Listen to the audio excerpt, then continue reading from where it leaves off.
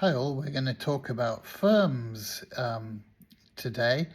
Um, I've done a separate video on theory of the firm.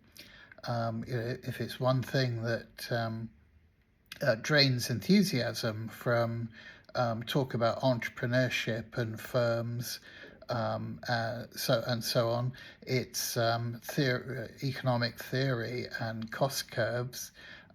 But it's really useful to get your head around, so that video is worth a look. So the UK private sector comprises about 5.7 million businesses.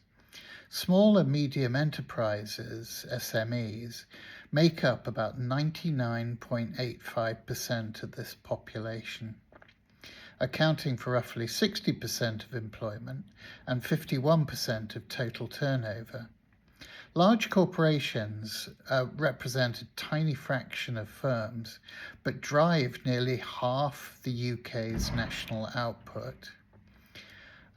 So if we do a business breakdown by size, small businesses of 0 to 49 employees, they total 5.64 million, 99.2% of all firms.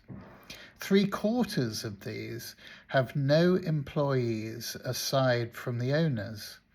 So just think about that. The owner is the manager in so many firms and is taking decisions with that in mind, rather than this sort of dualism of ownership and management. The fact is, in a modern economy, most of the firms are run by the owners. 3/4 of 5.64 million. And that reflects the importance of services in the economy, which, as we've seen, is nearly accounts for nearly 80% of national output. Medium-sized businesses of 50 to 249 employees, these total 38,435, about 0.7% of firms. So some firms are large, some firms need to be sizable to achieve economies of scale and have a large workforce. And then there's the largest businesses, 250 plus employees, and they total 8,335, about 0.15% of firms. They account for 40% of employment and 49% of turnover.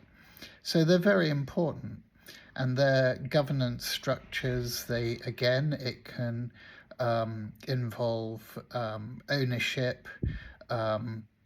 Some of the biggest firms in London are partnerships in professional services.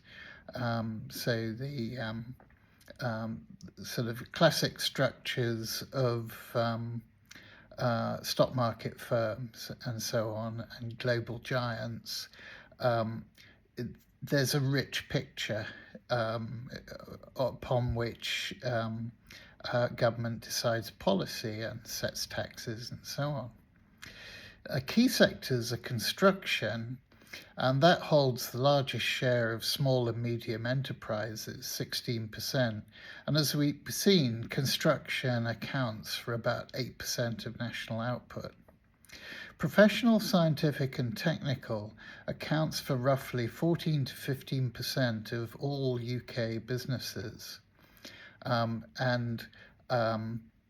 Increasingly in an advanced economy, research and innovation play a huge part, not only in the income and revenue of the firm, but their very survival in terms of bringing out new products, in terms of achieving new patents.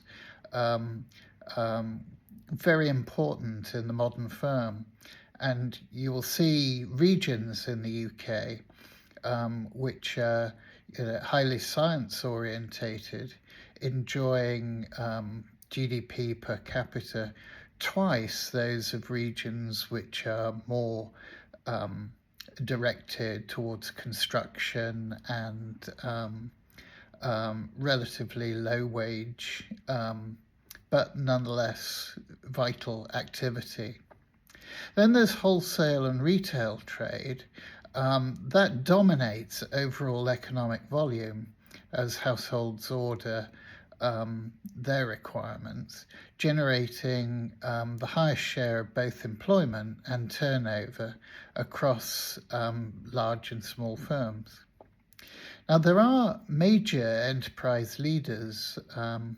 Top revenue generators are dominated by energy and retail giants like Shell, mining companies, Glencore, BP, global banking services, HSBC, and Tesco.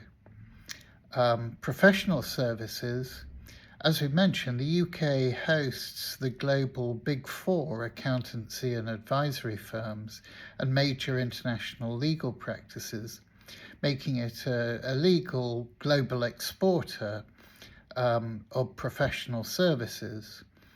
When I was young, the UK's export trade was very important.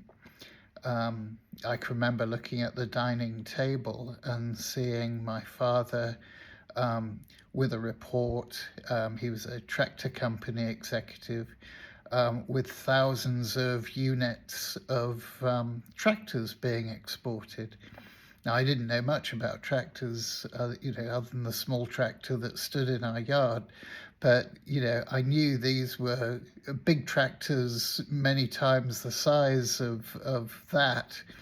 And that was, that's how it was.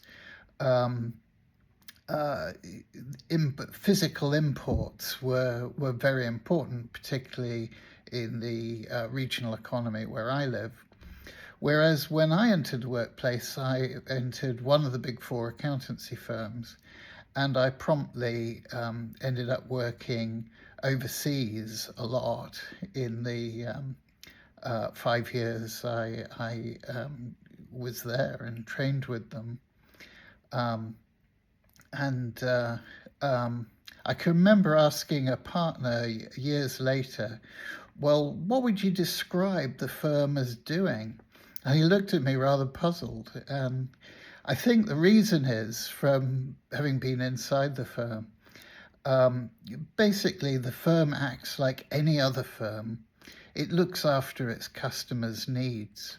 So each partner would have had their own customers, and their own customers would have had, their own needs. And the firm would have responded just like any other firm, despite having tens, if not over 100,000 employees worldwide.